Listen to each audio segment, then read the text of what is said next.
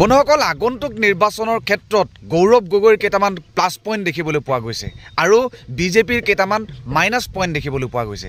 বন্ধুসকল আহক প্ৰথমতে গৌৰৱ গগৈৰ সম্বন্ধে এটা ভাইৰেল কবিতা শুনি লওঁ। ভাইৰেল কবিতাৰ পাছত আমি পাতিম গৌৰৱ গগৈৰ প্লাছ পইণ্ট আৰু বিজেপিৰ মাইনাছ পইণ্ট। দাদা আপুনি যুঁজিব, আপুনি জিকিব। আপোনাৰ দৰে এজন বলিষ্ঠ ৰাজনৈতিক যোদ্ধাৰ মুখলৈ আজি অসমীয়া জাতিয়ে লাগি চাইছে। আপুনি চাব যোৰহাট লোকসভা সমষ্টিৰ প্ৰত্যেকজন ব্যক্তিয়ে আপোনাক আঁকোৱালি ল'ব। এটা স্পষ্টবাদী আপোচবিহীন বলিষ্ঠ কণ্ঠ আপুনি, যিজন ব্যক্তিৰ গাত আমি কোনোদিন দেখা পোৱা নাই দুৰ্নীতিৰ লেতেৰা চেকা, যিজন ব্যক্তিক আমি কোনোদিন দেখি পোৱা নাই ৰাজহাড় বেকা কৰি জাতিৰ ক্ষেত্ৰত কোনোদিন আপোচ কৰা, যিজন ব্যক্তিক আমি কেতিয়াও দেখা নাই বোকা ছটিয়াই ৰাজনীতি কৰা। আপুনি অসমীয়া জাতিৰ গৌৰৱ, অসমীয়া জাতিৰ সম্পদ, যিয়ে কোনোদিন নিজৰ শিপা পাহৰি যোৱা নাই, যিয়ে নিজৰ কলা কৃষ্টি সংস্কৃতিক লৈ ৰাজনীতি কৰিবলৈ কোনো কালেই শিকা নাই।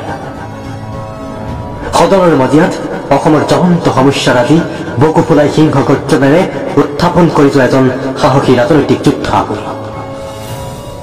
যোৰহাটবাসীলৈ বিনম্ৰ অনুৰোধ আৰু আহ্বান, এনে এজন যোদ্ধা আপোনালোকে কোনোদিন নেহেৰুৱাব।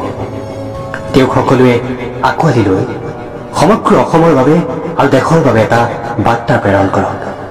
লেতেৰা ৰাজনীতি কৰি ৰাজনীতিৰ পথাৰখন কলুষিত কৰাসকলক দেখুৱাই দিয়ক, জনাই দিয়ক, বুজাই দিয়ক যে সততাৰে ৰাজনীতি কৰা ব্যক্তিক জনতাই কেনেদৰে আঁকোৱালি লয়।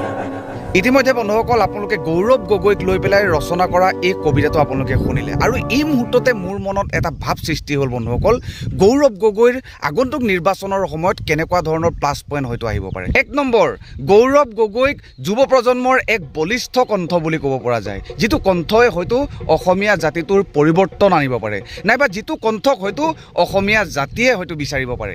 2 নম্বৰ, গৌৰৱ গগৈক আজি পৰ্যন্তলৈকে কোনো ধৰণৰ দুৰ্নীতি কামত লিপ্ত হোৱা ঘটনা আমি শুনিবলৈ পোৱা নাই, নাইবা অসমবাসী ৰাইজে দেখিবলৈ পোৱা নাই।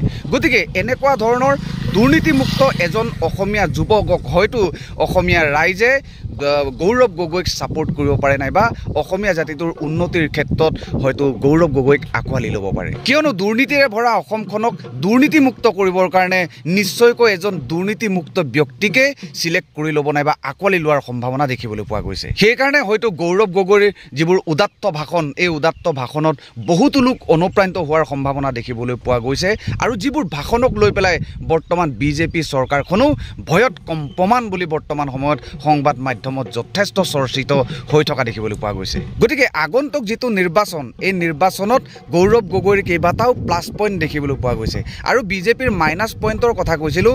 মোৰ দৃষ্টিত দেখি পোৱা কেইটামান মাইনাছ পইণ্টৰ বিষয়ে মই ক'ব বিচাৰিম। 2019 চনত যেতিয়া আইনখন আমাৰ অসমত গৃহীত হৈছিল, সেই আইনখন বাতিল কৰিব লাগে বুলি সমগ্ৰ অসমীয়া জাতিটোৱে প্ৰতিবাদ সাব্যস্ত কৰিছিল আৰু এই প্ৰতিবাদে এনেকুৱা এটা ভয়ংকৰ ৰূপ ধাৰণ কৰিছিল যিটো ৰূপৰ কোনো তুলনাই নাই বুলি ক'ব লাগিব। গতিকে অসমৰ লোকসকলে সেইসকল লোকৰ ওপৰত প্ৰতিক্ৰিয়া প্ৰকাশ কৰা দেখিবলৈ পোৱা গৈছিল, যিসকল লোকে অসমীয়া জাতিটোৰ অস্তিত্ব নাশ কৰাৰ ক্ষেত্ৰত উঠি পৰি লাগিছে বুলি প্ৰতিবাদ সাব্যস্ত কৰিছিল।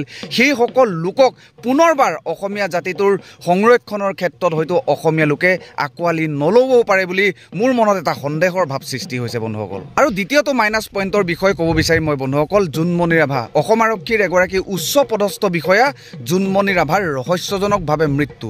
জোনমণি ৰাভাৰ ৰহস্যজনকভাৱে যেতিয়া মৃত্যু হৈছিল, মৃত্যুৰ পাছত অসমৰ চৰকাৰখনেই হওক নাইবা অসমৰ প্ৰশাসন বিভাগে তদন্ত যেনেকুৱা ধৰণে কৰিব লাগিছিল, নাইবা সহায় আৰু সহযোগিতা জোনমণি ৰাভাৰ পৰিয়ালটোক যেনেকুৱা ধৰণে দিব লাগিছিল, নাই দিয়া বুলি সমগ্ৰ অসমবাসী ৰাইজে দাবী উত্থাপন কৰিছিল।